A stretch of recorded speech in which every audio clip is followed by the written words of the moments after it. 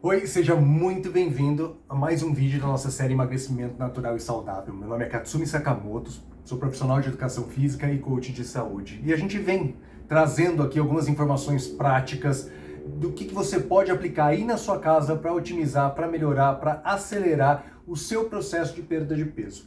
O vídeo de hoje é talvez um pouquinho mais, ele vai ser um pouquinho mais longo porque eu vou tentar dar uma incrementada, né? Eu vou uma aprofundada no assunto, mas a ideia aqui é trazer esse conteúdo para aquelas pessoas que são um pouquinho mais preocupadas em ter a informação correta, a informação real sobre cada tipo de coisa que ela está aplicando nela mesma.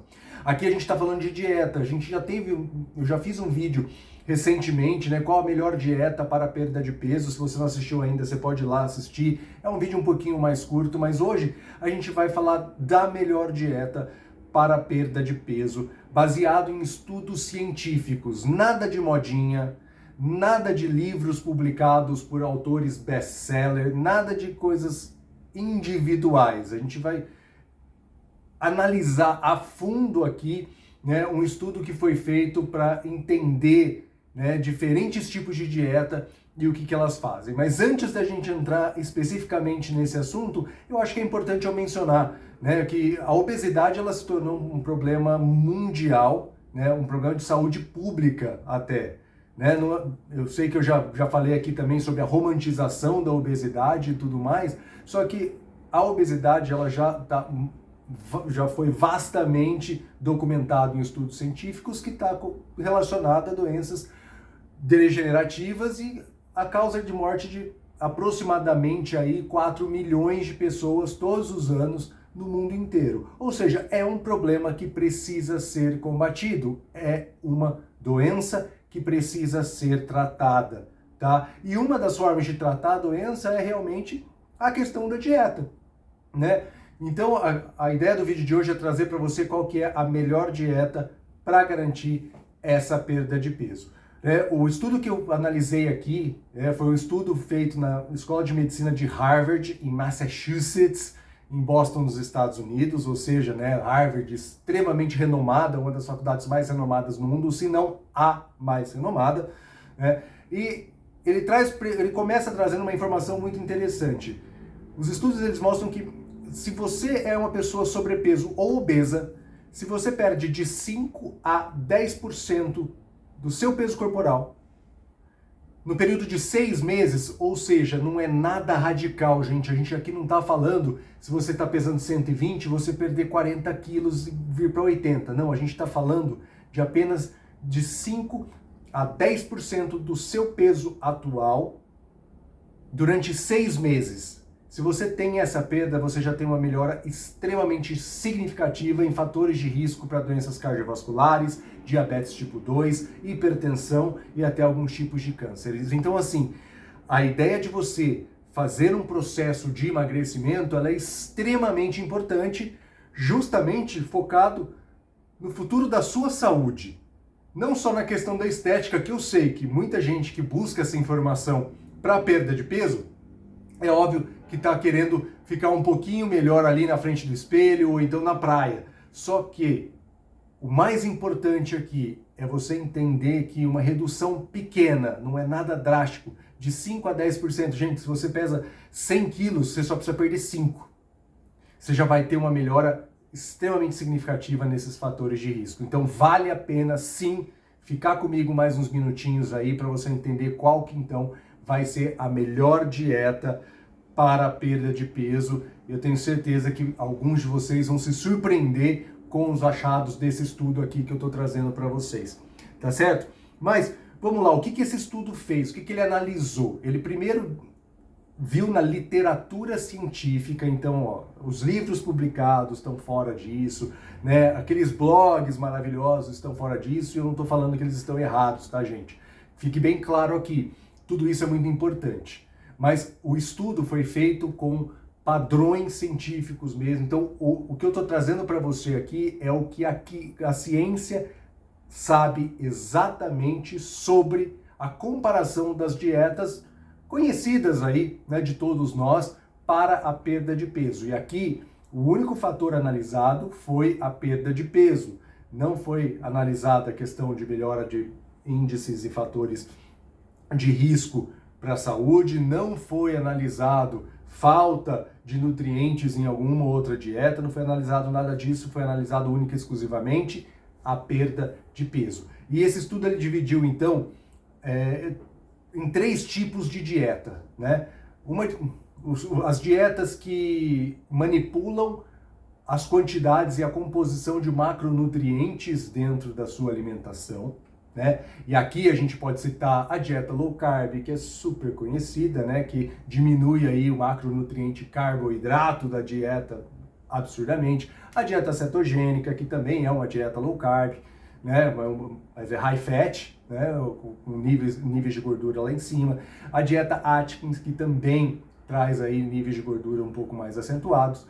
A dieta da zona, né? Que separa lá 40% de carboidrato, 30% de proteína, 30% de gordura.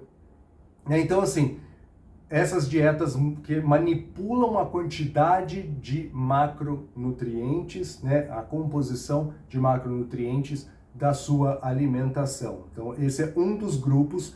O segundo grupo seria, então, as dietas que restringem algum tipo de alimento ou um grupo alimentar, né? Então, aqui a gente pode entrar na dieta vegana, vegetariana, a paleolítica, né? E eles consideraram a dieta mediterrânea aqui dentro desse rol também, né? Além da dieta sem glúten, né? A gente vai falar um pouquinho sobre cada uma dessas dietas, a gente vai aprofundar aí para trazer para você quais são algumas das características e o que esses estudos mostraram relacionado, de novo, à perda de peso única e exclusivamente, tá certo? E por último, as dietas que restringem, então, né, que manipulam o tempo de alimentação, o horário da alimentação, que é o caso, então, aí do jejum intermitente, que também é extremamente famoso, né? Então, começando com as que manipulam a questão dos macronutrientes, uma coisa que eles perceberam, e aí, né,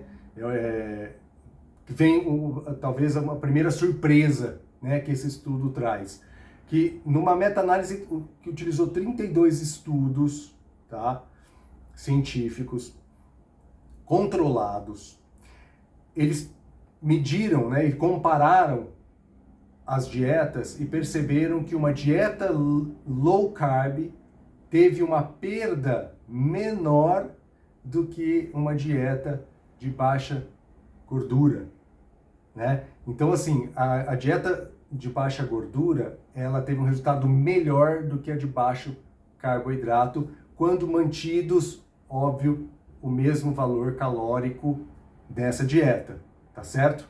Né? Porque existe uma coisa assim, né, que todo mundo fica com isso na cabeça, né? Eu tenho que diminuir a minha ingestão de carboidrato, porque o carboidrato, ele auxilia aí né, ele incentiva, entre aspas, a produção de insulina no nosso corpo, e a insulina manda o sinalzinho para o nosso cérebro para armazenar gordura. Então, existe essa questão metabólica do carboidrato que talvez tenha trazido a ideia, né, e trazido aí a informação que é aceita hoje na maior parte das rodinhas aí de perda de peso, de fitness, de que o carboidrato é o vilão, que o carboidrato é aquilo que precisa ser eliminado da sua vida para que você consiga perder peso, né? E existe aí, né, toda essa explicação metabólica para justificar essa ideia, que é uma justificativa até válida, porém, nesse estudo aqui, quando comparado, então, 32 estudos controlados que foram feitos, a dieta de baixo teor de gordura teve um resultado melhor do que a de baixo carboidrato, tá certo? Então, aí uma coisinha para a gente se manter aí né, se manter atentos aí, que é uma coisa interessante, né? Pelo menos para mim, sempre foi uma coisa assim, já faz algum tempo que eu escuto essa questão do carboidrato, faz muito sentido metabólico na minha cabeça, só que aí os estudos científicos documentados mostram algumas coisas um pouquinho diferentes, né? Aí a gente também tem, óbvio, a questão das dietas que são com alto teor de proteína, né? O que essas dietas elas trazem para a gente, quais são os benefícios? Além, óbvio, né, de alguns benefícios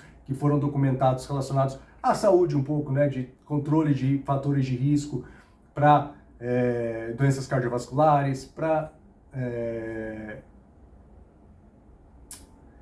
o aumento de sensibilidade à insulina, né? O aumento da saciedade também é muito forte nessa questão de uma quantidade maior de proteína, né?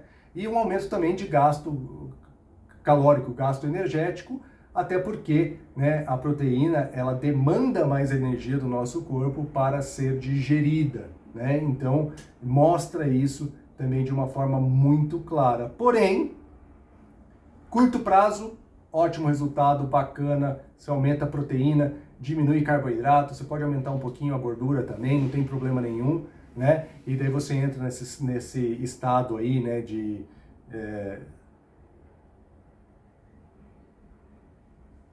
a dieta cetogênica traz pra gente, né? Você entra em cetose, né? E acaba trazendo os corpos cetônicos para serem queimados como fonte de energia primária e facilita então a queima de gordura como um todo dentro do nosso organismo. Mas a curto prazo provou-se algo eficiente, algo que vai trazer aí, né, um resultado significativo. Porém, em estudos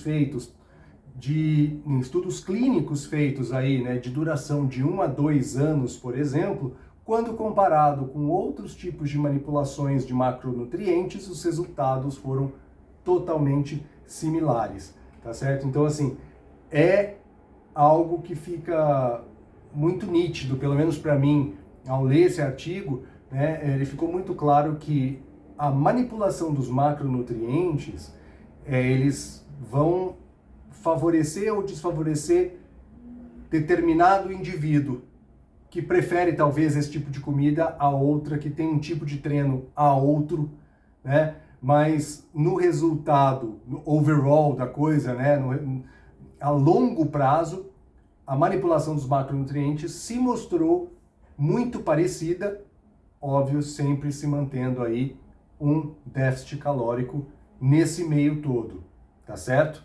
Então, esses foram os pontos aí relacionados às dietas que têm por conceito a manipulação dos macronutrientes. Então, pode ser high fat como a cetogênica, pode ser low carb, pode ser uma dieta rica em proteína, né? Independente dessas questões, quando a gente chega no ponto específico do longo prazo, os resultados apresentados foram muito similares, né? Mas uma dieta rica em proteína com baixo carboidrato pode ser uma dieta bem interessante para início aí, né? Para um jump start, um empurrãozinho no começo de um processo de perda de peso, só para dar aquele ânimo também, né? Para dar aquela motivação de ver um resultado aparecendo de uma maneira um pouco mais rápida, mas tendo em mente que geralmente não é uma dieta que vai ser para o resto da sua vida, né? É só para dar esse start mesmo. E aí a gente entra nas dietas que restringem, né, algum tipo de alimento. Então a gente já entra direto na dieta vegetariana, que é, né, a plant-based aí, né, baseado em plantas ao invés de animais. As pessoas focadas nesse tipo de dieta, já também foi comprovado em diversos estudos a melhora nos índices de fatores de risco, né, para doenças cardiovasculares, para diabetes tipo 2, para hipertensão, para desenvolvimento de alguns cânceres também, né? Então, existe toda uma melhora nesses fatores, sim. Quando pensado em perda de peso, quando analisado a questão da perda de peso, a dieta vegetariana mostrou, sim, um bom resultado, tanto a curto quanto a longo prazo.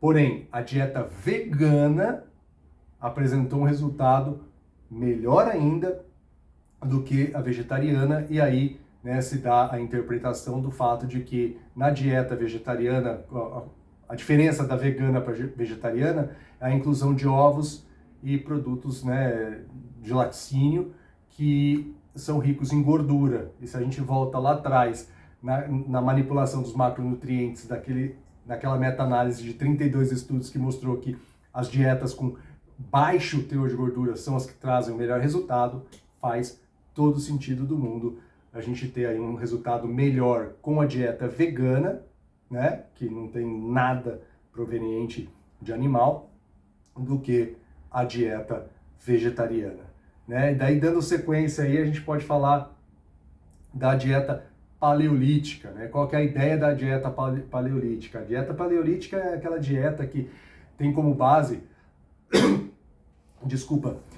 tem como base a volta à ancestralidade, né? Existe um argumento que fala que o nosso organismo não se desenvolveu na mesma velocidade que a nossa sociedade. Então, o nosso corpo, o nosso sistema digestivo, ele ainda não está preparado para digerir os alimentos que a gente começou a fabricar de uns tempos para cá. Então, remete aí, né, a uma dieta que é mais focada em carne, né, em proteína animal, plantas mais selvagens aí, né, mais frescas, né, castanhas, coisas desse tipo, né? E é uma dieta que também, né, mostra aí uma saciedade aumentada e um gasto energético também aumentado por conta de ser uma dieta um pouquinho mais rica aí na questão das proteínas também, né? E só que a longo prazo a mesma coisa, né? É muito parecido, os resultados eles são muito parecidos. Você tem sim uma perda, né, de peso até consistente, tanto de peso corporal quanto de gordura, né, de percentual de gordura, você tem aí, né, uma perda bem consistente, porém, existe aí uma dificuldade na adesão dessa dieta, né, porque além de ser muito limitante, ela também pode se tornar uma dieta muito cara, principalmente quando a gente para para pensar em como que a gente está aí na questão de valores e preços de proteínas animais, né?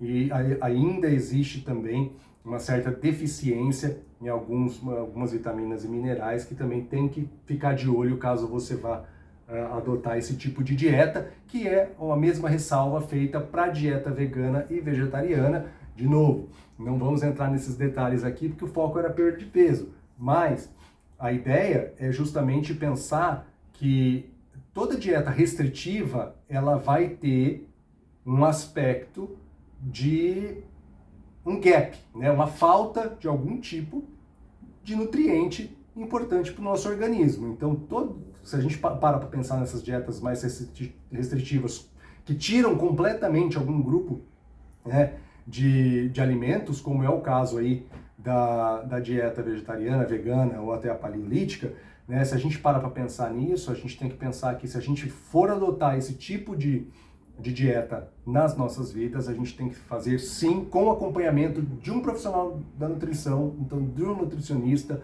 né, ou de um médico nutrólogo, que vai acompanhar isso com todos os suplementos necessários para garantir que você não esteja com falta de nenhum micronutriente importante para a sua existência, para o seu desenvolvimento, para a sua saúde, tá certo? Então fiquem muito atentos com relação a isso, né?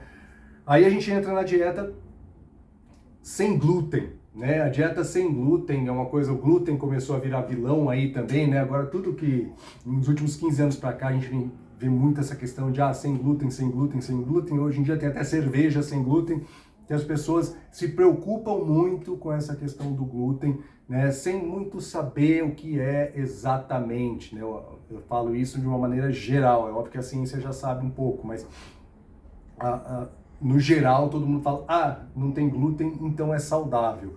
O glúten nada mais é do que uma proteína, né, e que tem uma dificuldade de ser absorvida e processada em alguns organismos, não é todo mundo, né? Então, assim, por mais que seja conhecido o fato de que o glúten pode prejudicar aí algumas pessoas, né, e o desenvolvimento de algumas tarefas dentro do nosso organismo, né, não é todo mundo que sofre disso, e você precisa ser diagnosticado com uma intolerância a glúten, né, para falar, putz, não, realmente eu não posso comer isso aqui, eu preciso buscar alguma coisa sem glúten. Mas para a perda de peso em si, não existe evidência alguma na ciência, tá, gente? De novo, podem ter aí casos específicos, isolados, de pessoas que fizeram e perderam peso porque pararam de comer glúten, mas pode ser relacionado ao metabolismo dessa pessoa que não conseguia processar o glúten, então já estava em uma situação de inflamação e, querendo ou não, a inflamação ela auxilia no processo de ganho de peso, né? Então, se você está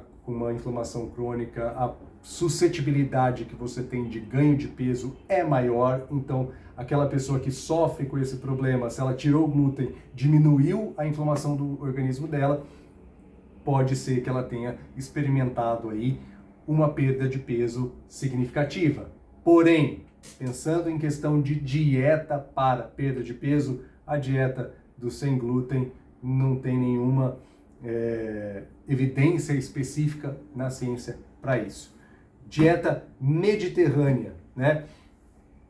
A dieta mediterrânea, ela se baseia muito, né, no consumo mais focado de vegetais, né, frutas, vegetais, legumes, verduras, né, proteínas mais derivadas do peixe, muito azeite de oliva e uma certa quantidade de álcool aí proveniente, óbvio, do vinho tinto, tá certo?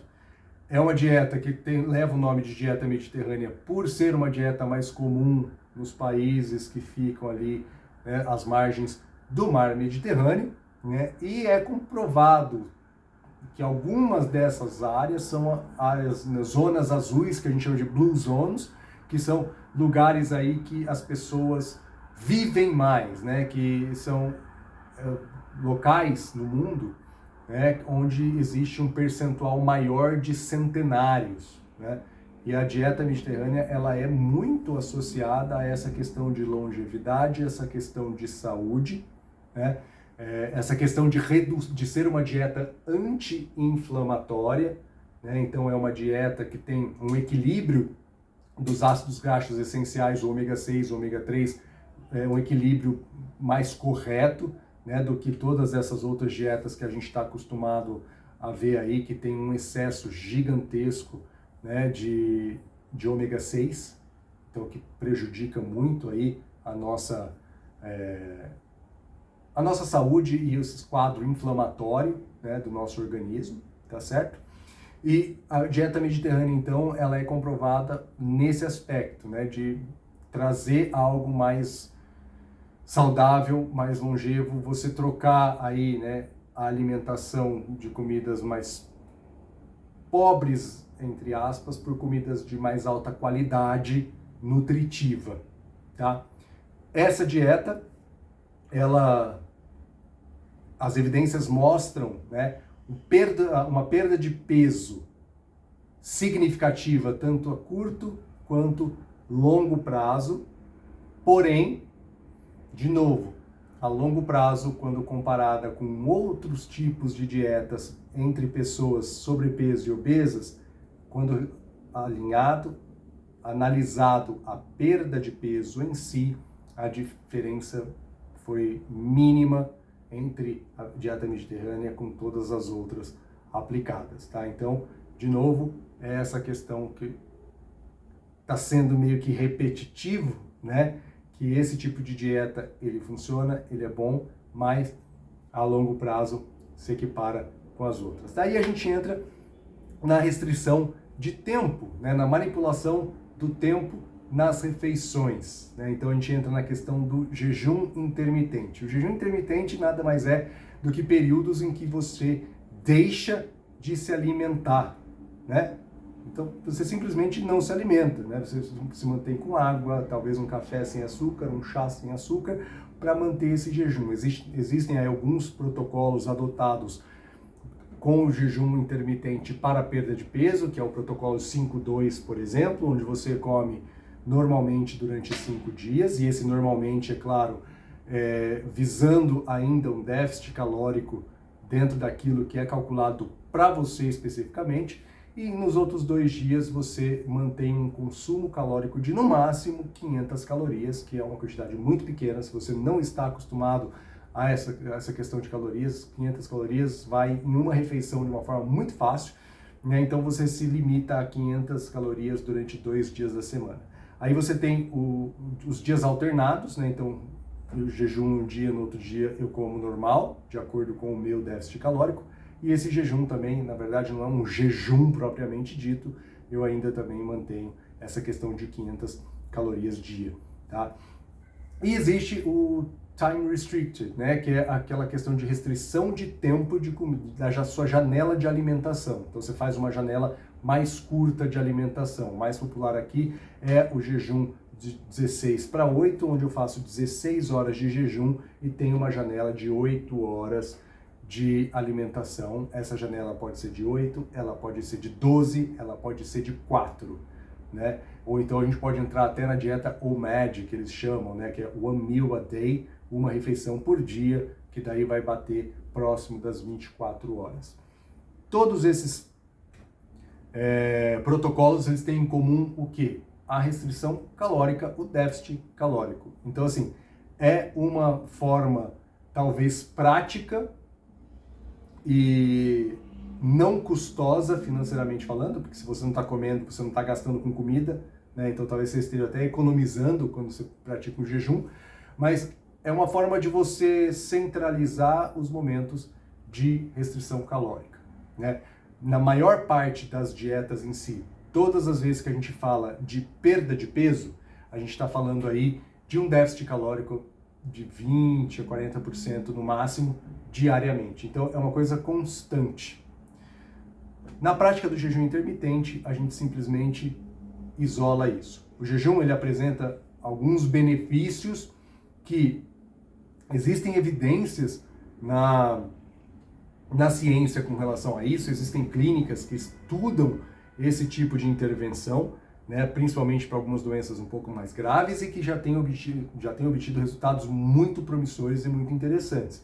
Né? Existe toda uma mudança metabólica que acontece uma vez que você entra aí, né, com 16, 18, 20, 24 horas de jejum, você faz então algo parecido com o que a dieta cetogênica traz para a gente, que é essa mudança metabólica de, ao invés de dar preferência para glicose, né, para queima do açúcar do sangue como fonte de energia primária, mudar para corpos cetônicos, ou seja, e ácidos graxos livres, né, para produzir essa energia de uma forma mais eficiente. E é óbvio que essa energia está vindo justamente da nossa gordura estocada para esse tipo de situação específica, né? Então, aquela coisa de que saco vazio não para em pé, não é bem assim. É óbvio que precisa ser uma coisa extremamente controlada, não dá para você simplesmente achar que vai fazer e tudo bem, e se você tem qualquer tipo de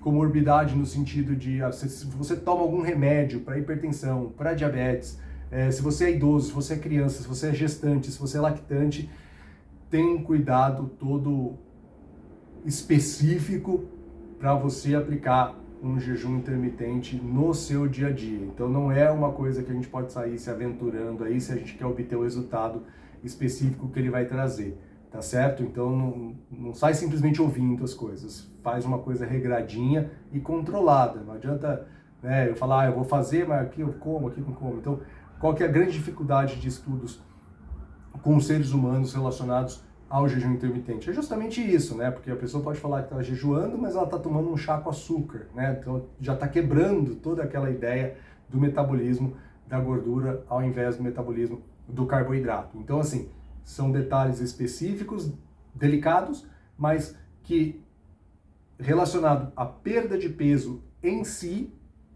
tá?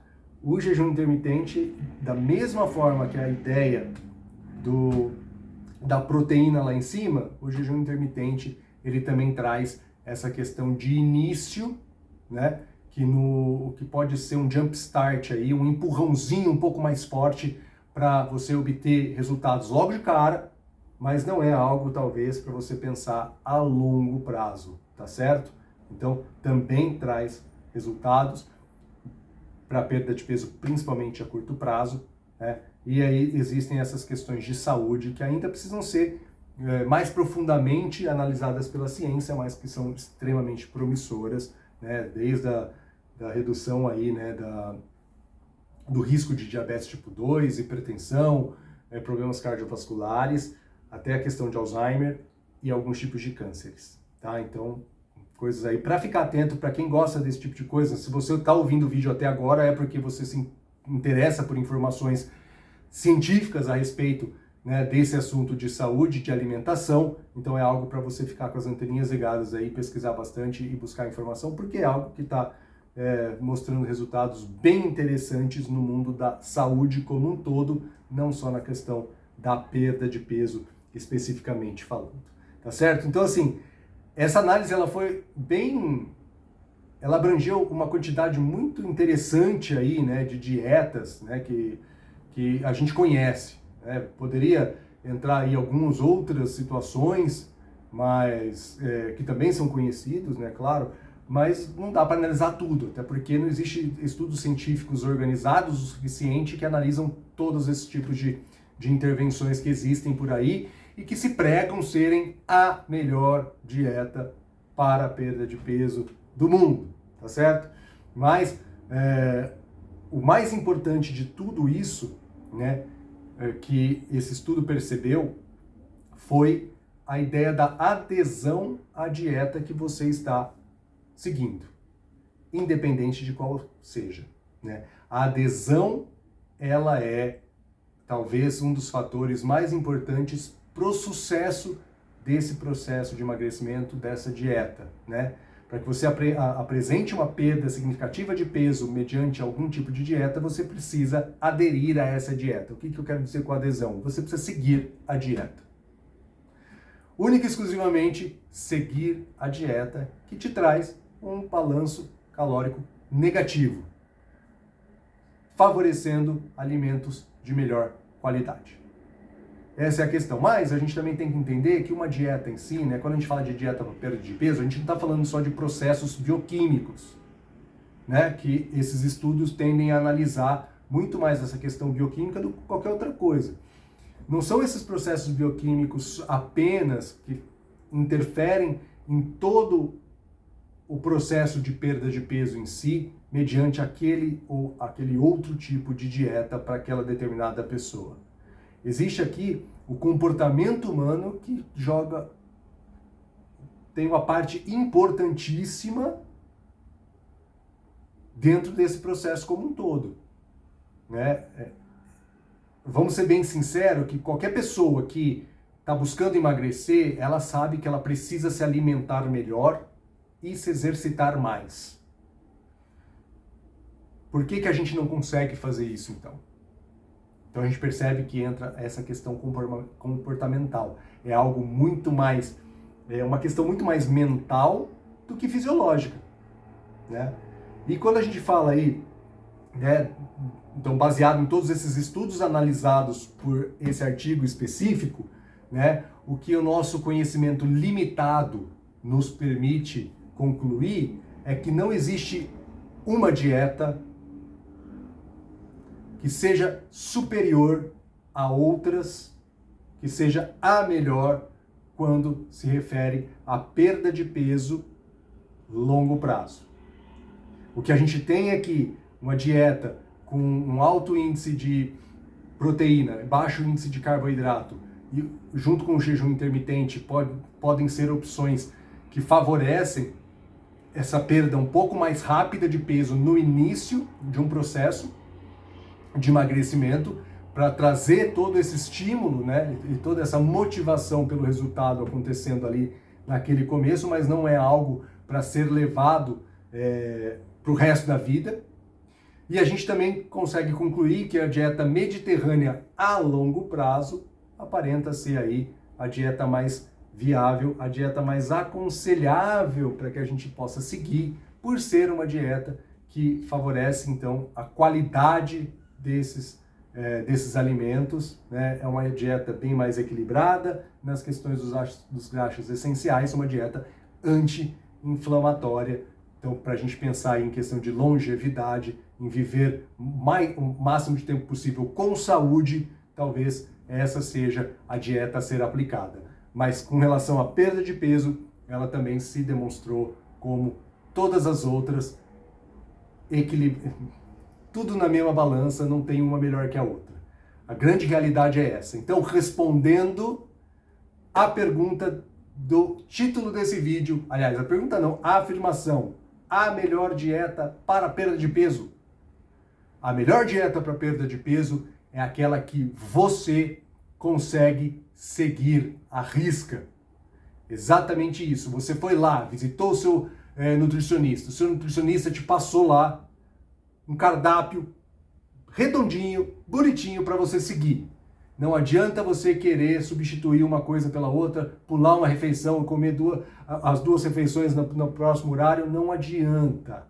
Se o seu nutricionista está te passando uma dieta, você tem que seguir essa dieta à risca. Então, a melhor dieta para perda de peso é aquela que você vai seguir, mas de uma maneira genérica. É uma dieta que vai te possibilitar um déficit calórico com alimentos de qualidade. Quando eu falo alimentos de qualidade, eu estou falando você favorecer, então, os alimentos in natura, ao invés de optar por opções aí processadas ou ultraprocessadas. De uma forma genérica, a grande realidade é essa. E se você gostou desse conteúdo, se você gostou dessa análise que foi feita aí pela Escola de Medicina de Harvard sobre essas dietas, para ver qual que é, na ciência, a melhor dieta a ser seguida para a perda de peso. Se você gostou desse conteúdo, dá o seu joinha, se inscreve no canal, compartilha esse conteúdo com aquela pessoa que fala assim, de pé junto, não, porque essa minha dieta é a que é a melhor. Pô, os estudos mostram algo diferente quando a gente fala na população como um todo. A dieta, ela vai funcionar se você adere a ela, se você abraça ela como sua e como um novo estilo de vida. Aí sim você vai conseguir os resultados que você precisa para chegar aonde você quiser chegar. Tá certo?